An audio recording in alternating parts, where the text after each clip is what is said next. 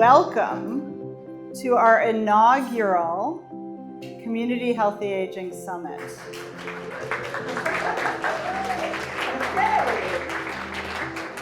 This really is about our own personal health, our collective health, and even planetary health.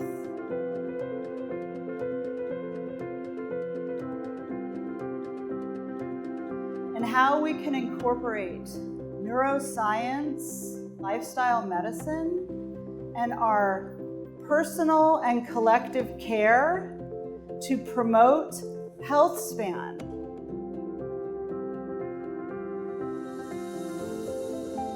And we want our health span and our lifespan and our brain span to be the same so that we can all age well.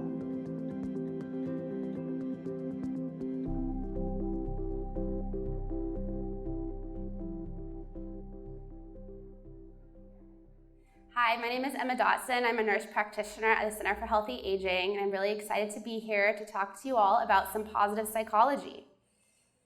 So many concepts and themes from my talk were pulled from this book by neuropsychologist Dr. Rick Hansen, who's a specialist in positive psychology, and he wrote Hardwiring Happiness. What if I told you that having a positive mindset could actually rewire your brain?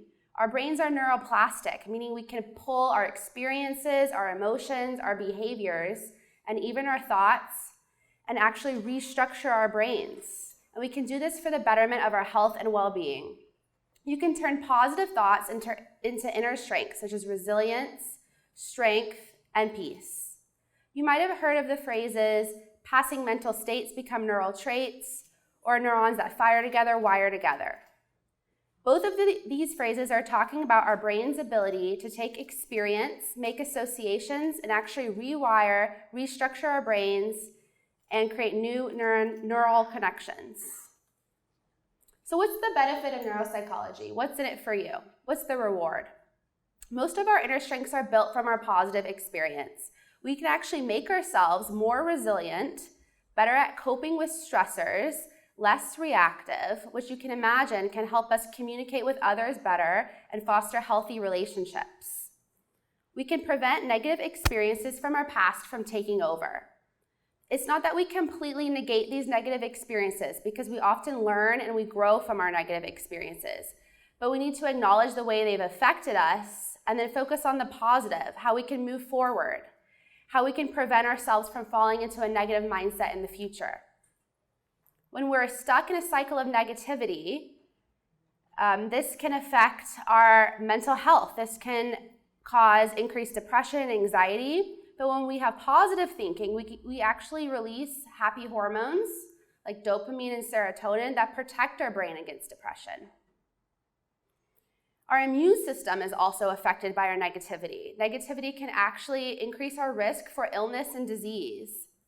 By having a positive outlook, we can actually increase our immune system. Positive psychology has been linked to longevity. There was this very extensive study done with Catholic nuns where they looked at autobiographies that the Catholic nuns wrote in their 20s, and they looked for positive themes such as gratitude, joy, contentment, and then they followed them across the lifespan until they were in their 70s and 90s. And those that had more positive themes in their writing actually lived longer, 7 to 10 years longer, which is very powerful information. When we have a positive outlook, we begin to live healthier lives to create the neurons needed for dementia prevention. I like to explain to people that our brain is like a bank and our neurons are like money. We can constantly add money to our bank, so if our bank takes a hit or our brain takes a hit from a dementia process or a stroke or a fall, we have more to work with. As Dr. Isenberg talked about in her 7 Habits of Healthy Aging, our brains can create neurogenesis. We can create new neurons with these lifestyle approaches and a positive outlook to protect against dementia. And we're more likely to meditate, eat well, take care of our bodies when we do have that positive outlook. You might have heard of the APOE4 gene, which is the risk factor gene for late onset Alzheimer's disease. There was a really fascinating study done where we looked at people that had the APOE4 gene, and those that had a positive outlook on aging actually reduced their late onset Alzheimer's risk by about 50%. just by having that positive outlook. So how do we practice positive psychology? We have to intentionally think of a positive thought. It could be something specific, or it could be something as small as a breath that's calming or a sense of peace and contentment. If it's at the back of our brain, we can bring it to the forward part of our brain. If it's already at the forefront, then just focus on it. We really have to absorb it, stay with the feeling.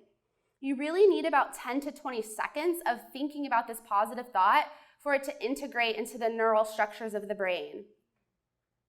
Really absorb the feeling. Feel like you're a sponge absorbing it into your body, or like a bolt of energy going through your body. This is a simple form of mindfulness that you can practice on the day-to-day to integrate positive psychology into your life.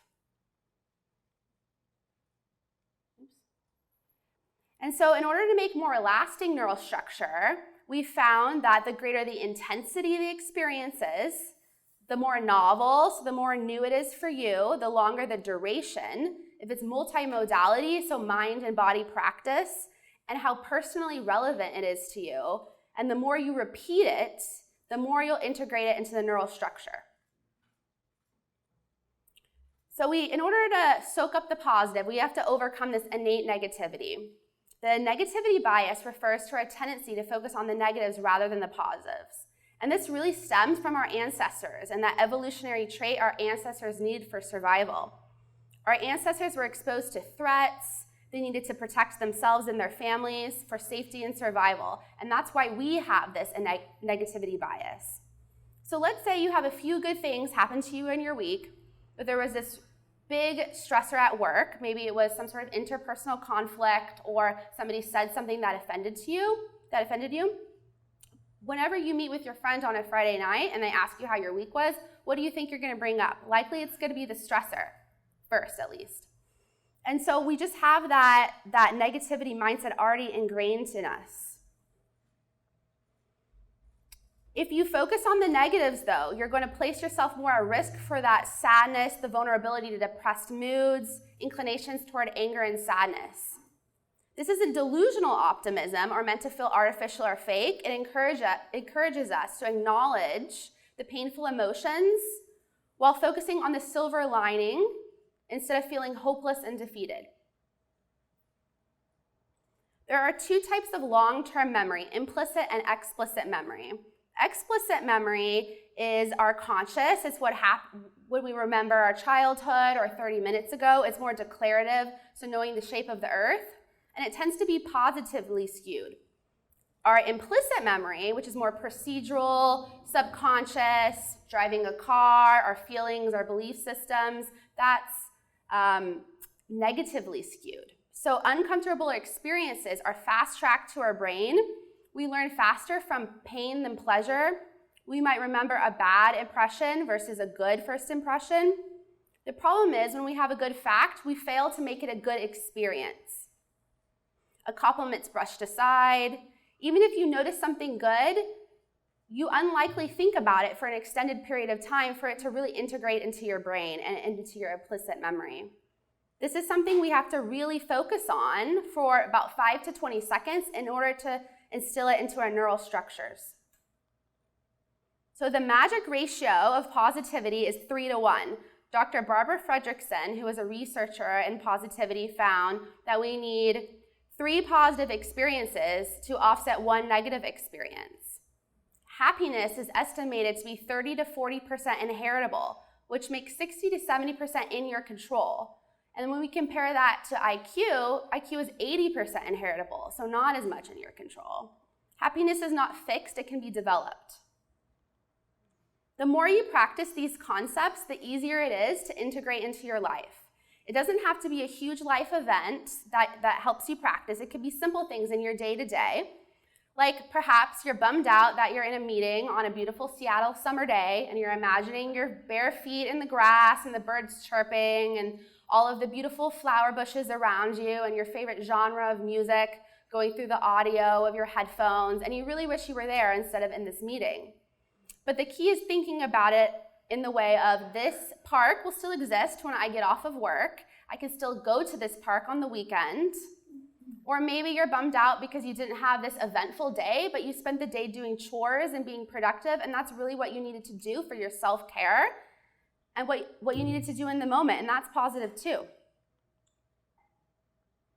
So now we're going to practice a positive psychology exercise, and we're going to try to instill this experience so it becomes a neural trait.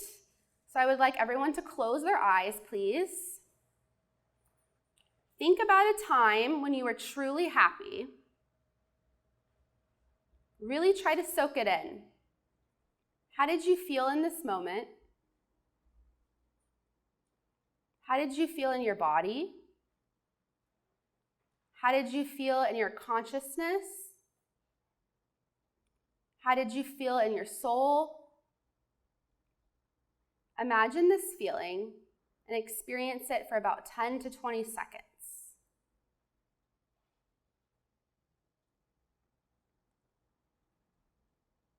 How does this change the way your body feels? Do you feel lighter, more joyous, present, thankful? Imagine this feeling becoming a part of you, into your body, into your heart, into your soul. Now you can open your eyes. So this is a simple practice you can do that's actionable on the day-to-day to really integrate that positive psychology. There's also an optional step. So you can link positive experiences with negative ones, make that association, but try to focus more on the positive. Don't get hijacked by the negative. But then the positive can offset that negative because you made that association, because neurons that fire together wire together. And this can be a helpful method for healing pain and trauma. So in conclusion, positive psychology is great for our brains. It'll help us restructure our brain. It's protective against cognitive decline, mental illness, and it can improve our overall health and well-being. And these are some resources for positive psychology. So The Greater Good at UC Berkeley, the book that I referenced, Hardwiring Happiness by Dr. Rick Hansen, and then positivepsychology.com has a ton of articles and information on positive psychology. Okay, thank you.